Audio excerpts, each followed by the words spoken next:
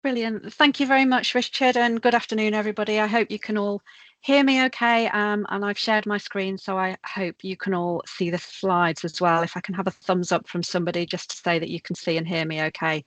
Brilliant. Thank you very much. So good afternoon and welcome. Thank you very much, Richard. So here we go. So for those of you who don't know me, my name's Philippa Doyle. I'm the lead partner in the Health and Social Care Advisory team in Hempsons. 25 years experience, largely working with out of hospital services, so primary care services, community care, lots of work with social care providers, lots of work with the Court of Protection and information governance. And for my sins over the last 10 years, I've become a little bit of an expert on CQC.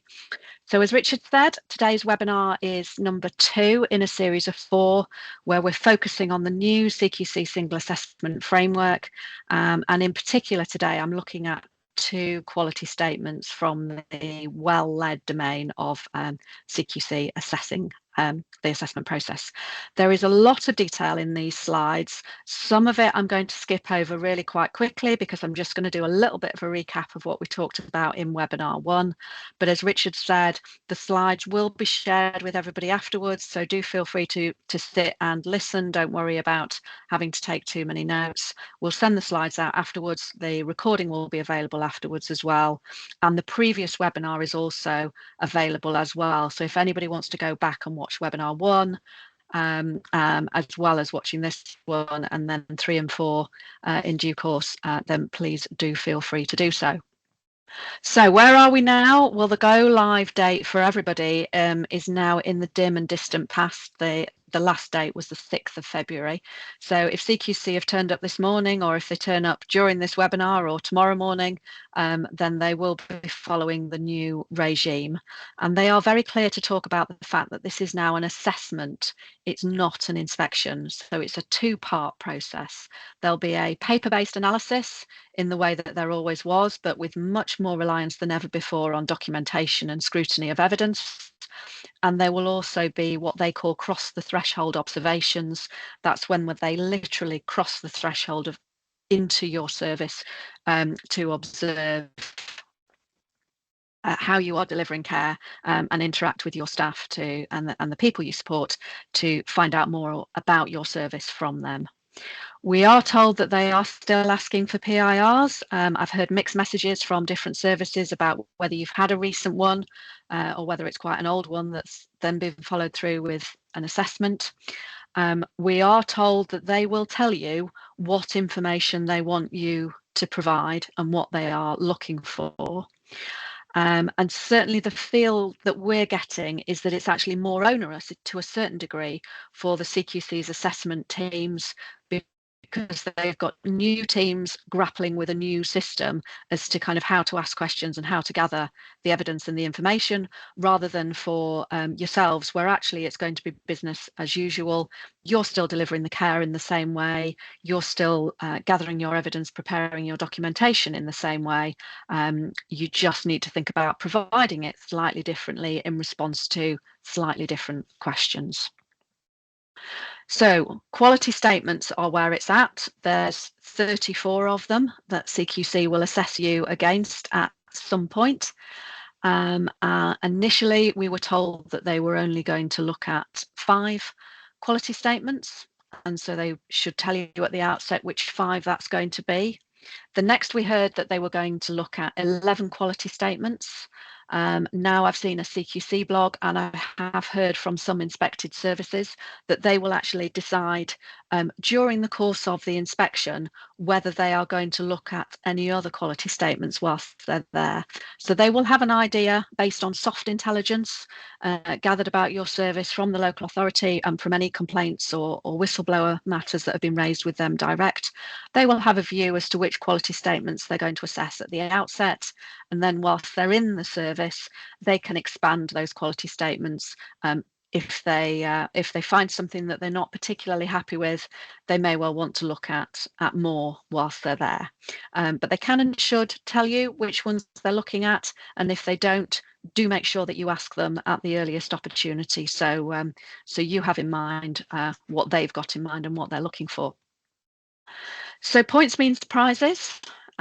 We've got, as I say, 34 quality statements, sometimes also known as WE statements, and you'll be scored 1 to 4 on the evidence that you submit in answer to each one of those 34 quality statements. So 1 is inadequate and 4 is outstanding. I imagine that the vast majority of people on the call are going to be scoring 2s or 3s in response to each of the individual questions. The scores are then converted into percentages to give the ratings in each of the 5 different domains, and also to give the rating overall. So you will be much clearer in each of the individual domains what your score is for each question, where your weaknesses are, what you need to focus on improving. And you will absolutely know whether you have just scraped into a good because you've got scored 63 or 64%, or maybe if you've just missed out on a good because you've scored 61 or 62%. And so you know where to focus your resources in the short and medium and longer term to try and improve those ratings to get up to good or potentially also to outstanding. Just a note of caution as well. You could be the best service in the world and scoring 3s and 4s in response to all of the questions. But if you fall down on one particular thing, for example, you get your infection prevention and control completely wrong on the day that the inspectors are in the service, and you only score 1 for one particular question, then that is going to limit the overall rating that you can get in that area to requires improvement. And again, if you are looking at being up in that outstanding range, but you score a 1 or 2 on 1 or more quality statement, then that rating is going to be limited down to the good rating. So do just be aware of that. They are looking for consistency across the board, not for you to be amazing in one area, but really rubbish in one particular other area. So the quality statements themselves, you will be aware that documents appear on CQC's website and then they disappear.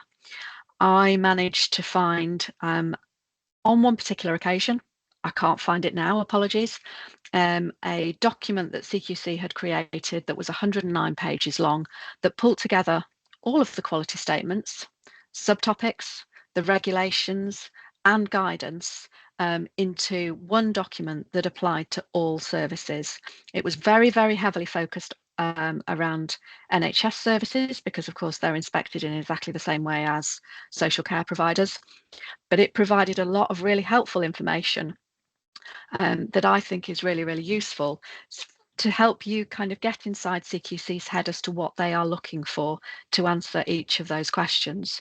So the first webinar and the webinar today actually pulls a lot of information out of that big document.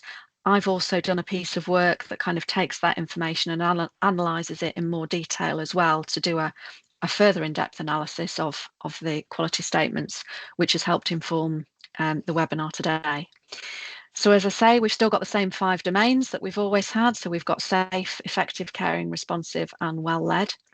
And in theory, you might think, well, having 34 quality statements is going to be easier to work with than previous key lines of inquiry and ratings characteristics, where there used to be 303 questions that were asked of you. But certainly what we found by doing this piece of work and analysing the quality statements is that actually some of the quality statements might have 3 or 4 different elements within them. And so lots of the wider questions when we had the 303 questions have actually all been merged and tied together. So do just be aware of that when you're looking at them in more detail. So let's have a look at the 2 of the well-led questions then. And I've taken question 1 out of well-led, which is all about shared direction and culture. And so the quality statement itself says, we have a shared vision, strategy and culture that's based on transparency, equity, equality and human rights, diversity and inclusion, engagement and understanding, and meeting the needs of people and our communities. So you can already see in that one quality statement, there's an awful lot of different elements that build up that one statement. And it kind of makes you think about the different kinds of information that CQC are looking for in order to answer that question. So you'll be aware that there are different evidence categories that CQC will be looking for information from. And in relation to this particular quality statement, they'll be looking at feedback from staff and from leaders.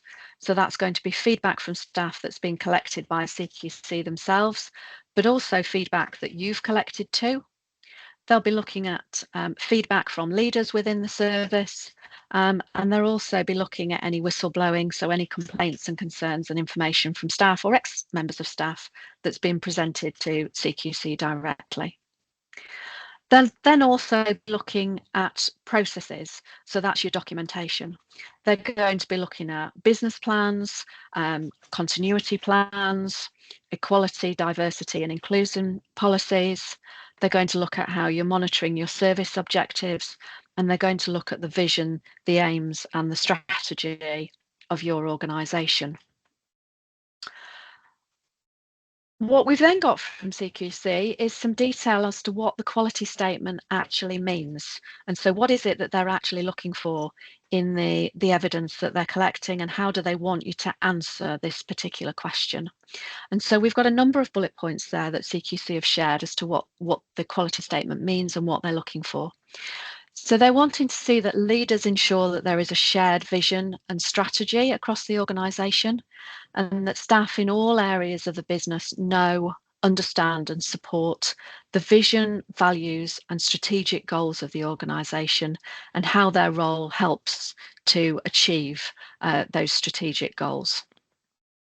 They're wanting to see that staff and leaders ensure that the vision, the values and the strategy have been developed through a structured planning process that's in collaboration with people who use the service, with staff and with external partners. So that's all about gathering feedback continually from the people that you support, from the people who work for you, and also from other agencies and bodies who work with your organisation to continually develop the service and how its outward facing presentation and what the vision, values and strategies and strategic goals of the organisation are.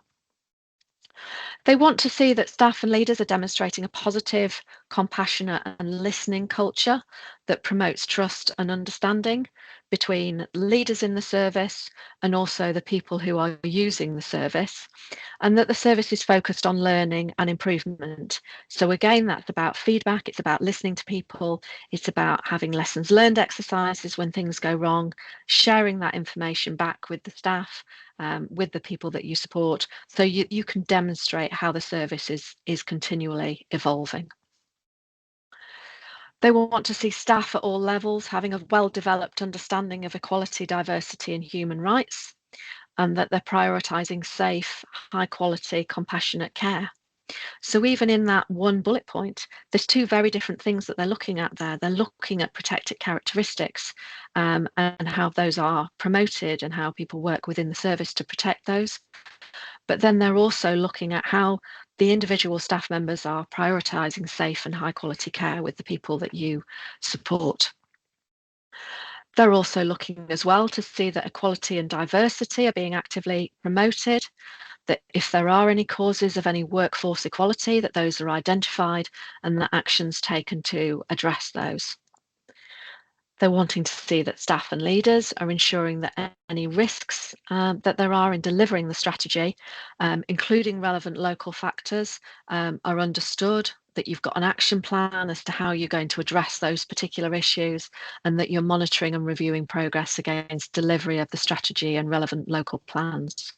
So that's all very much linked to your business continuity and how the service might develop if there's a particular issue that arises, or if you're wanting to look at how you develop the business going forwards. So if we were going to group those into some kind of topics, CQC are very much looking for strategy and vision. They're looking for organisational culture. They're looking for values, and they're looking for how you address social impact of the organisation. What I've then looked at on top of that is how the fundamental standards of care, the regulations that underpin your service, then engage with the quality statements themselves. Those of you who've done my fundamental standards of care training will know that I go back to basics in terms of looking at each of the regulations that underpin the delivery of care. They have not changed, but all of those relate in different ways to the different quality statements, and it's important to bring those back and to look at the two things side by side. So the first fundamental standard that I felt was engaged when looking at this particular quality statement was Regulation 10, that deals with dignity and respect. The statement from the regulation itself is very clear that service users must be treated with dignity and respect. But in order to deliver that, we have to demonstrate to CQC that we are ensuring people's privacy, that we're supporting autonomy, independence, and involvement in the community, but also that we're having regard to any protected characteristics. And that is a big takeaway at the moment, that CQC are very much focusing on equality and diversity, ensuring that staff understand the phrase protected characteristics and that they know and understand what work you're doing within your organisation, and to ensure that where people have protected characteristics, that appropriate reference is made to those and that we make appropriate reasonable adjustments accordingly. So just a reminder there on the slide as to what the protected characteristics are. They're age, disability, gender reassignment, marriage or civil partnership, pregnancy and maternity, race, religion or belief, and sex. So all the things that we expect not to be discriminated against. So they're all things that should be very familiar to staff. They might not be familiar with the phrase protected characteristic. And so if you take one thing away from today's session, it's to make sure that staff do have an awareness of that phrase and what it means and what you're doing within your service in relation to those protected characteristics. The next regulation that I would reference that's really important for this quality statement is Regulation 17, which is good governance. And we all know that good governance is all about assessing, monitoring, and improving quality and safety. It's about assessing, monitoring, and mitigating risks, maintaining secure, accurate records, but also seeking and acting on feedback for the purposes of continually evaluating and improving your services. And I've highlighted it on the slide because feedback, like protected characteristics, is a real buzzword for CQC at the moment. It's something that they are actively exploring more than ever before, not just feedback from the people that you support, but feedback from families, continual feedback from staff members, volunteers, people who work within the service, but also other agencies, other services, other, neighbouring providers or different agencies who you work with.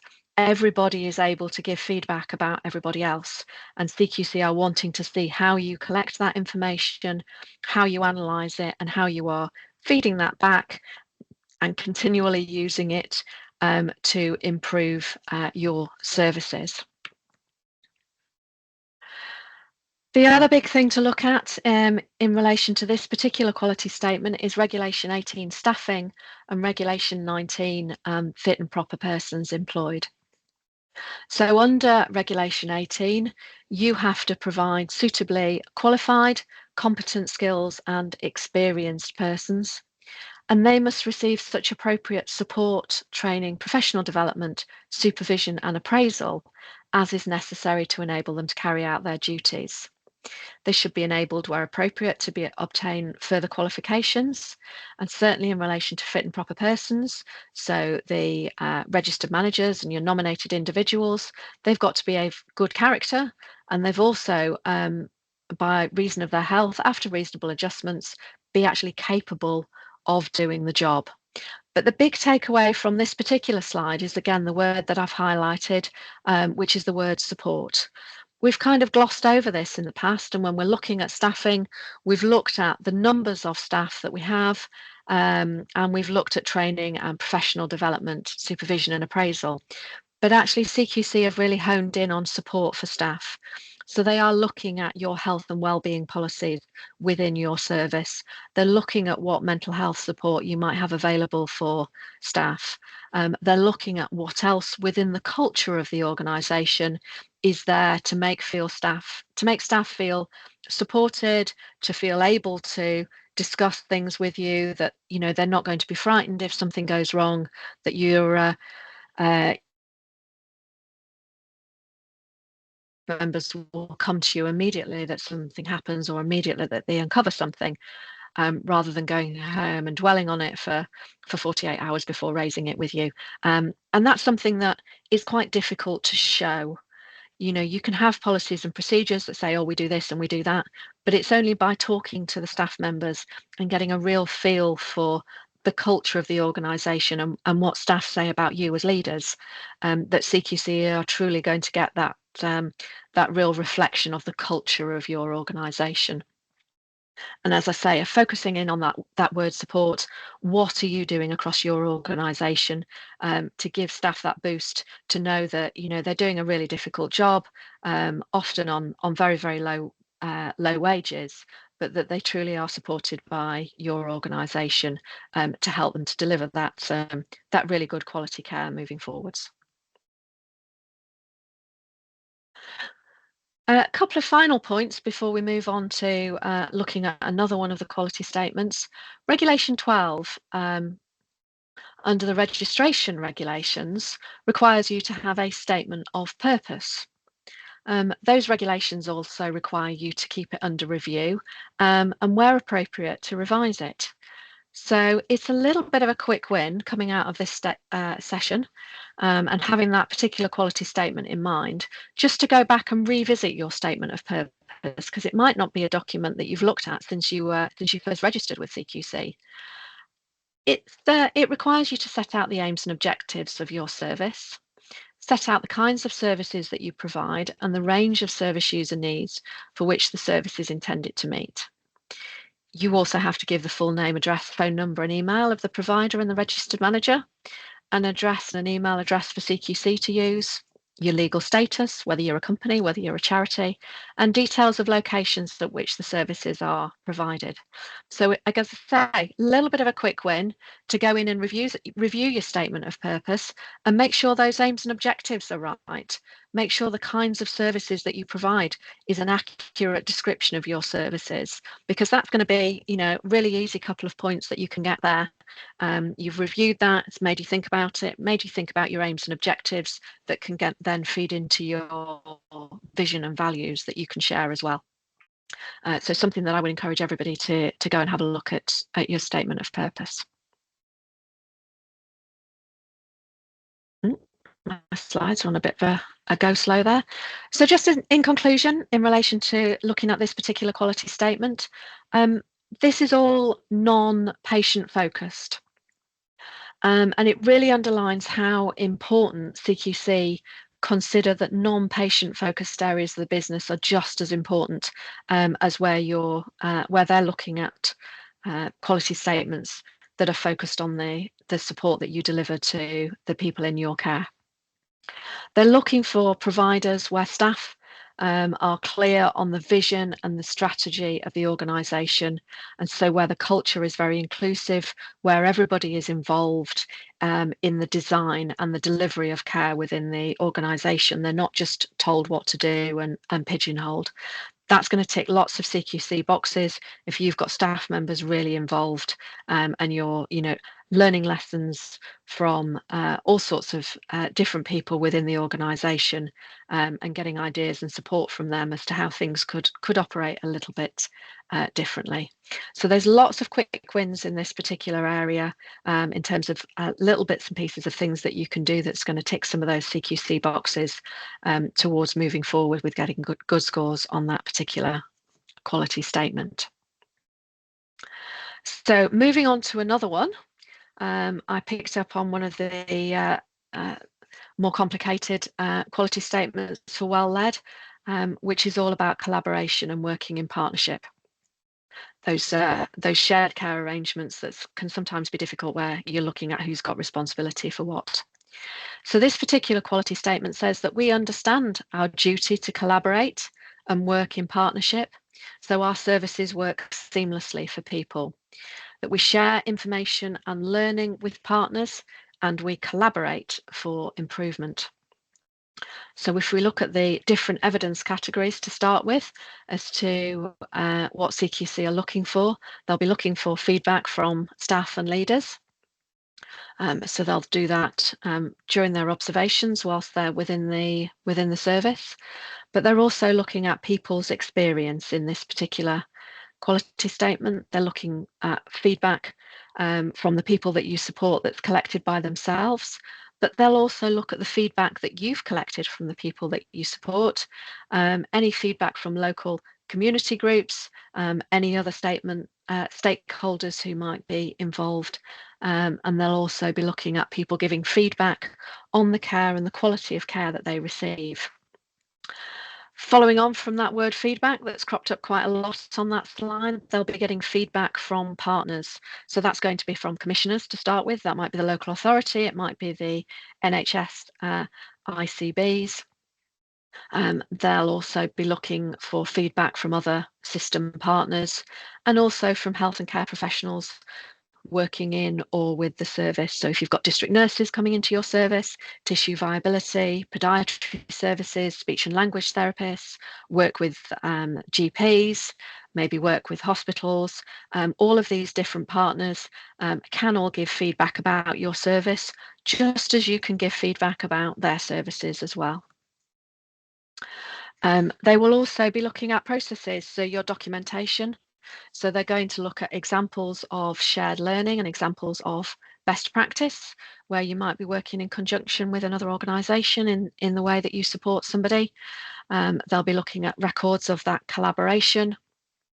And on the potentially on the NHS side as well, they'll be looking at trusted assessors and discharge to assess schemes and how those are working in practice.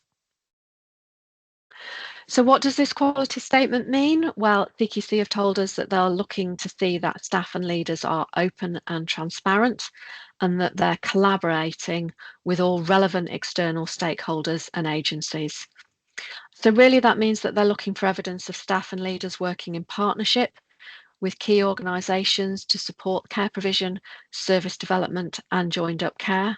But they're also looking for those direct relationships as well, where there might be multiple agencies who are working to support one particular person, that there is absolute clarity on that shared care arrangement as to who is responsible for which element of that person's care and how you are ensuring exchange of information to know that you as a social care provider are delivering the right kind of care that the person needs, having regard to the medical input that they might be receiving from a GP or a hospital or another service. They're looking to see that staff and leaders are engaging with the people that you support, with local communities and with partners to share learning with each other so that you can see that continuous improvement to the service. I know there's some parts of the country where they've lined up GPs and care homes together. So GPs are doing ward rounds within care homes. There's other parts of the country that have got other arrangements with different services that ensure that there's a seamless service and that there's an ongoing provision of care involving GPs, involving tissue viability nurses, diabetes nurses, different services, so that you're truly working in partnership rather than just being reactive to particular situations. And they're looking to see that you're using these networks to identify new or innovative ideas that can lead to better outcomes for people. So if we were looking at some subtopics in this area, we'd be looking at how good practice and learning is shared across different organisations. We'd be looking to see what the integration is between health and social care in your locality, and they'd be looking to see how partnership working and collaboration is going on as well within your particular locality.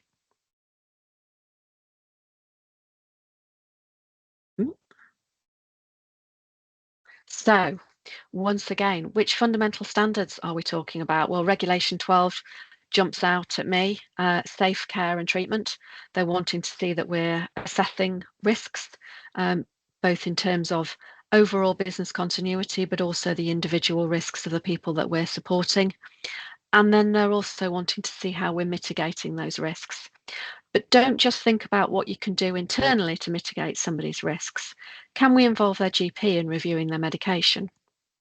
Do we need some specialist input for a particular person? Is there a specialist falls team in the area? Is there specialist diabetes support, epilepsy support, tissue viability? We need to get really, really good at making referrals within our service, having protocols and arrangements in place with how we work with different parts of the health service to ensure that we are delivering the best possible care for the people that we support. And shared care arrangements is all about communication. It's not enough to make a referral to say, right, okay, well, we refer to the diabetes service, but, we're just going to leave them to it. We're not going to get involved with them. We need to know exactly what they're doing, exactly what they're recommending in relation to supporting the person that's in our care, and then looking at whether there's anything that we can do differently as to how we support that person, so it's truly a shared care arrangement where we're properly sharing information and communicating with each other. The worst case scenarios that I hear about and the worst stories that I hear about where services are prosecuted is where there's been shared care arrangements where communication has fallen down within services. So that has to be the number one priority when you're working with somebody else in relation to the care of somebody. Regulation 17 crops up again, of course, as you would expect it to in the well-led section of the report, because good governance is all about being well-led.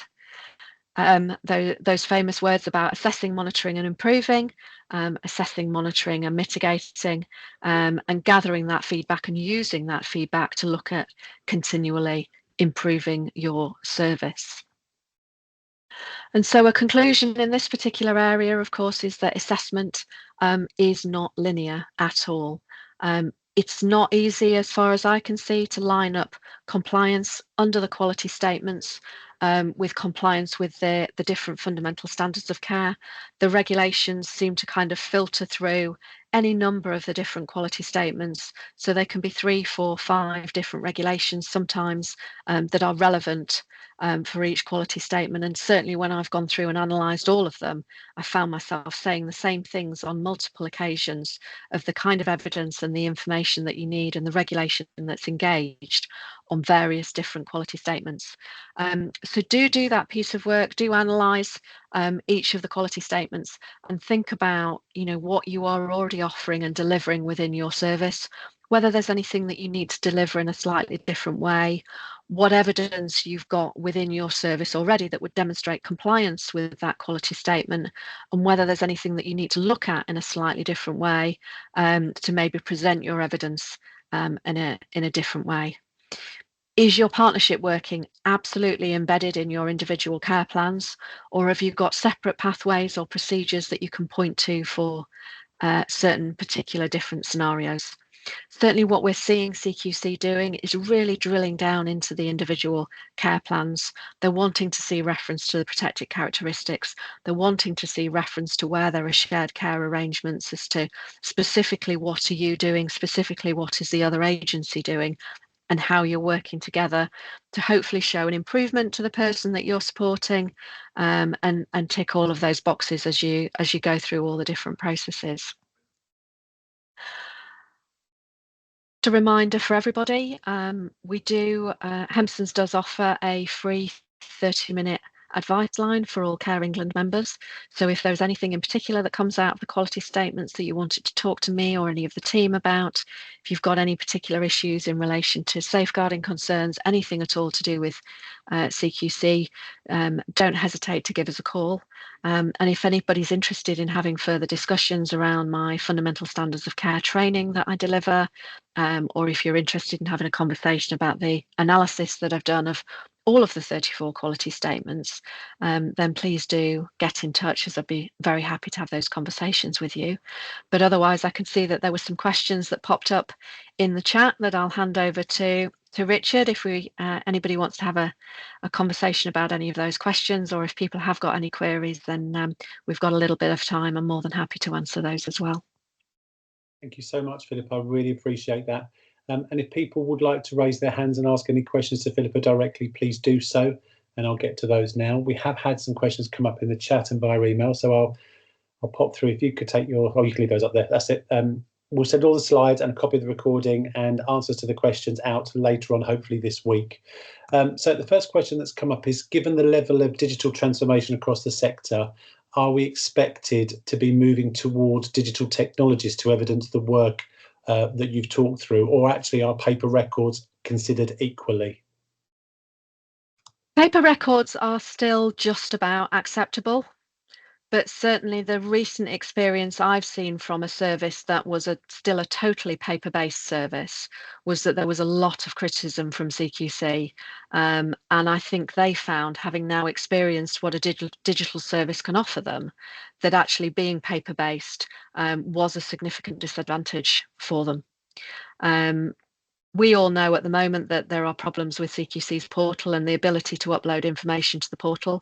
But in time, once that portal is sorted, if you are already an electronic service, your ability to share electronic information with CQC should be so much easier than if you're a paper-based service and having to scan that information in. It is very much the direction of travel. It's what CQC are looking for, and they're looking for services who are being particularly innovative and are looking at technology and how technology can be utilised to support people as much as possible going forwards.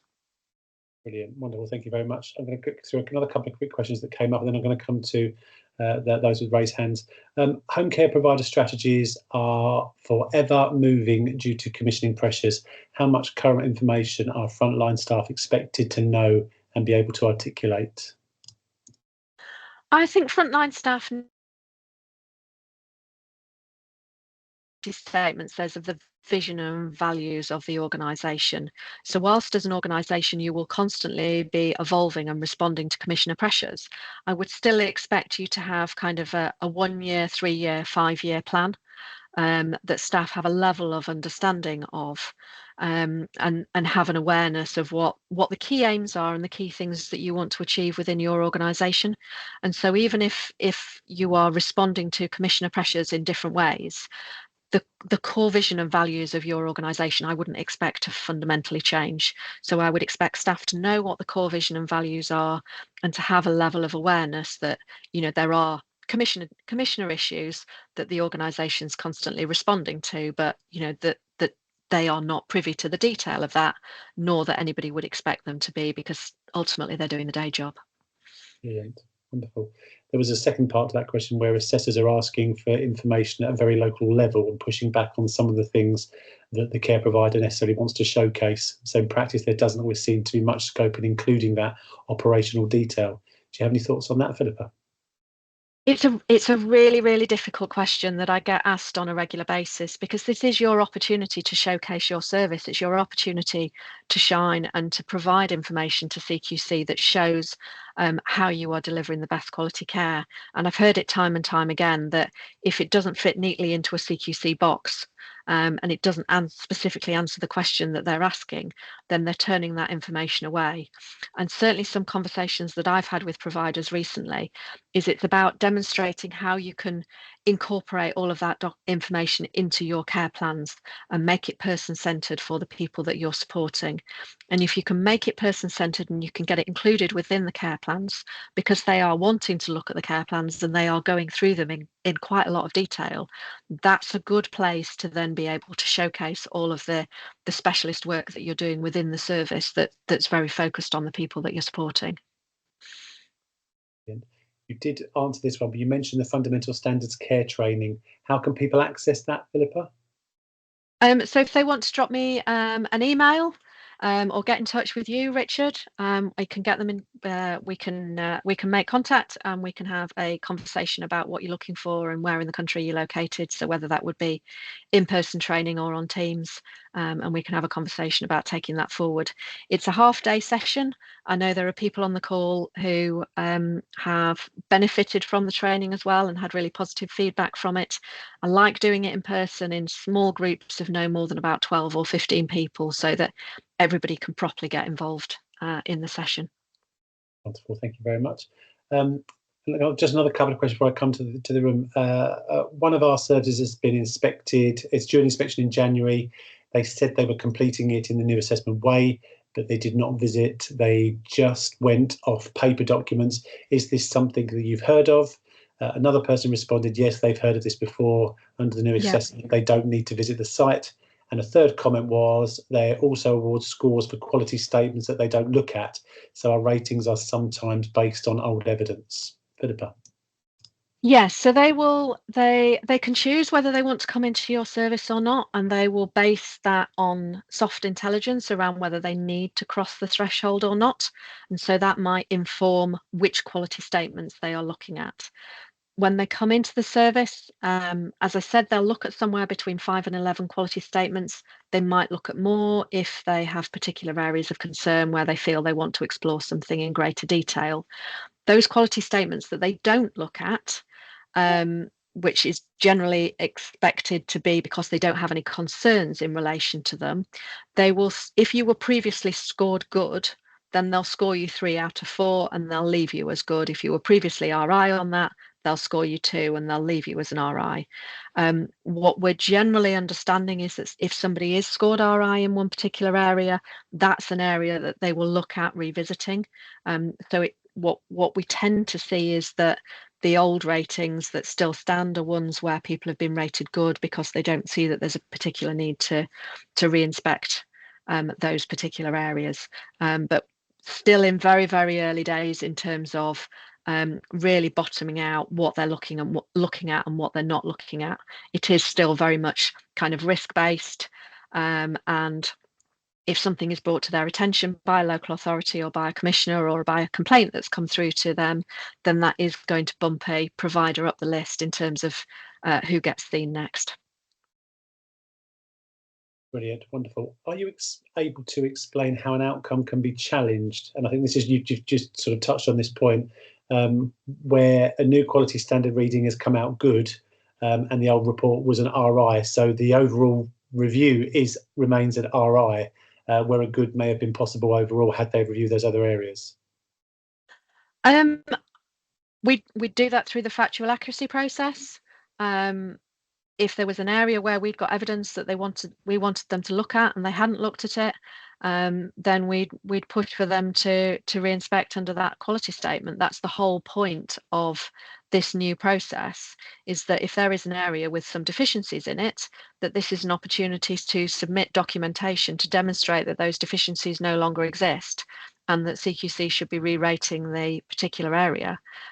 So if that has happened in any particular service, then I'd be interested in having a separate conversation with somebody, because my understanding is that their focus is very much on trying to get those RI ratings up to good, and that those are the issues that they're looking at, that if a service has an RI in one particular area, they're not going to leave it languishing. Certainly I've seen commitments from them that those are the services that they want to go out and re-inspect to try and drive the quality upwards. Brilliant. And I think, again, you've probably answered this one already, but would you see the CQC doing more remote audits and needing to access our systems? That is besides the information we upload on their portal when it's up and working. I wouldn't see them accessing your systems, because there would be a whole world of data protection concerns around them doing that, and information governance concerns. They will be reliant on you uploading information to the portal, but at the moment they're still coming into services and they're still looking at records and sitting there and wanting to log onto your system and look at things. And I'm seeing some nods on the screen as well from people that have obviously had that experience, because whilst ever the portal isn't working, that's the only way they can do it at the moment is pretty much going old school, and doing it exactly the same way that they always have done, just asking questions and looking at things in different ways. Brilliant, wonderful. I'm going to come to, is it Akila, whose hand is raised? Would you like to ask your question to Philippa directly? Thank you. Hi, Philippa. Hi. So, Philippa, in relation to equality and diversity, what have you come across in terms of CQC's attitude towards staff who are predominantly from, let's say, BAME communities, and we're trying to achieve direct person-centered approach by way of staff being able to converse with the customers in their own languages. So these are, we have a few staff historically who've been employed by us, but now the changing environment of the requirements of staff being able to articulate everything at the competency level that is going to be required is a worry to us. However, they are our staff, and we have fantastic observations of them, fantastic feedback from families. But my worry is that they may hesitate and not be able to articulate to an assessment or an inspector. Yeah. I think it's absolutely fabulous to have staff who are from the same background as the people that you're supporting. You know, we're such a multicultural country now, such a multicultural society, that it's absolutely right as to whether it's people different countries, that, you know, we've got, you know, I'm not going to pick on any particular, you know, country, but, you know, we've got lots of people who have lived here for a long time, that we all know that the older you get, you know, they might prefer to converse in their mother tongue rather than speaking in English. So if they're their first language, if that's what they choose, if it's documented, if it's, you know, within their care plans and it's there as person-centered care, then it's absolutely the right way forward for supporting that person for what they want. But you know, the old lawyer's phrase of if it's not written down, then it didn't happen, is as true today as it ever has been, given CQC's real reliance on documentation. So there is going to be that stumbling block, that you do need that record keeping, and the record keeping is going to have to be in English, so that, you know, it's somebody else taking over the care of that person, or CQC reviewing the records, is able to be really clear on what care has been delivered and how that person has been supported. And actually using, you know, I hate AI and stuff like that, but actually there has to be something somewhere that maybe could work to your advantage. That if you had say Polish speakers who are more comfortable writing the notes in their own language, then, you know, you must be able to click a button that then translates all of that into English, so that both sets of, you know, both languages are there on the screen. So you know, a Polish support worker can read it in one language, and an English support worker can immediately read it in English as well, and it works for everybody. Okay, excellent. And I guess that would work the other way around as well, that, you know, all of your care plans would obviously all be written in English, but then you could easily translate them into any language for, you know, anybody working within your service that's come from overseas. Thank you. Thank you very much, Philippa. There's another question. Is there broadly an average period of time between inspections if you were last assessed as good? No. That's a nice easy one. Okay.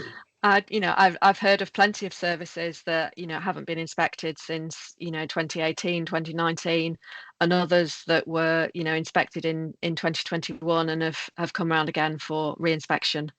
I think everything that I've heard from CQC is all that it's about, you know, everything being risk-based.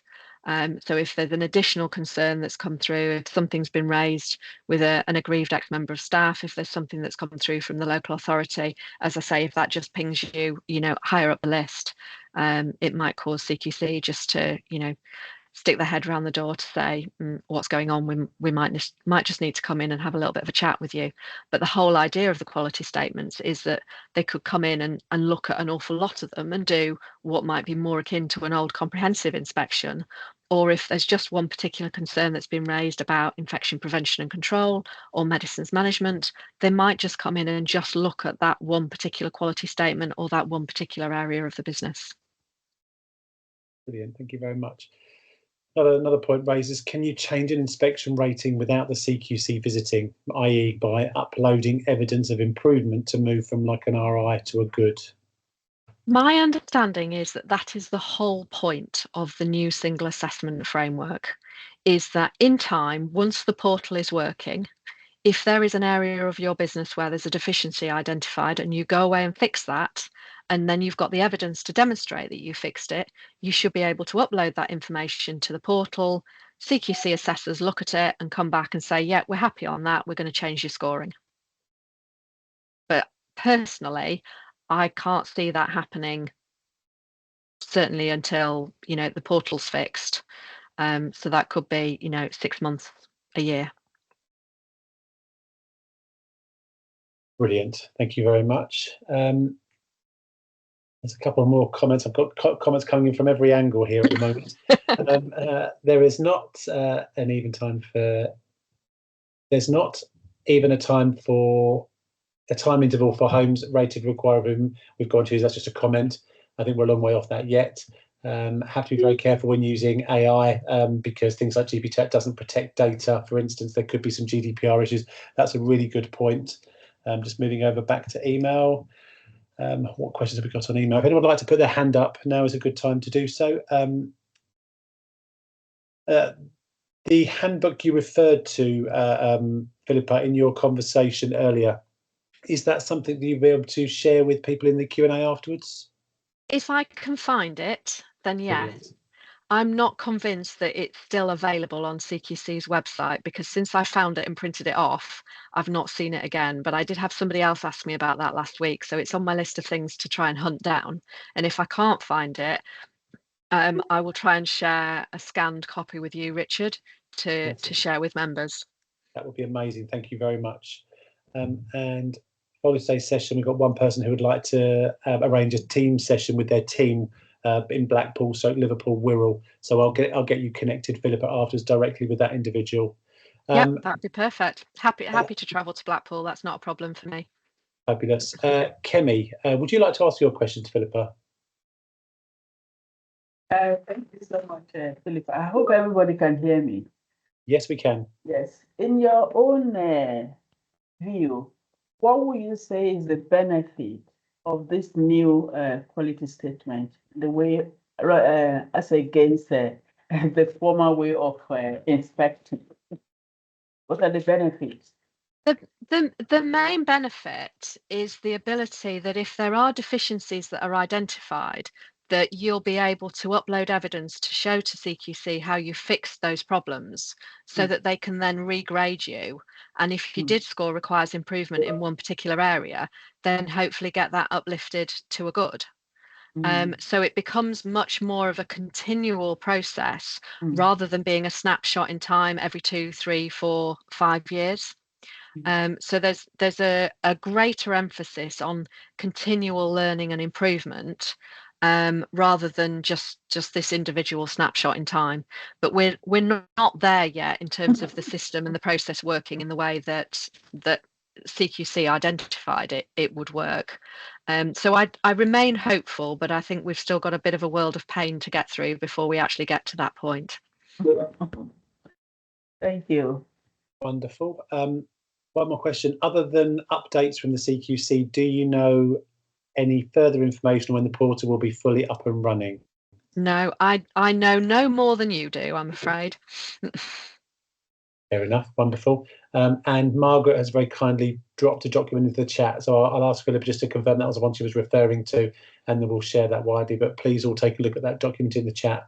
It's the Single Assessment Framework, CQC, Care Quality Commission, CQC.org, Single Assessment Framework, Quality Statement, Commitment that providers, commissioners and system leaders should live up to.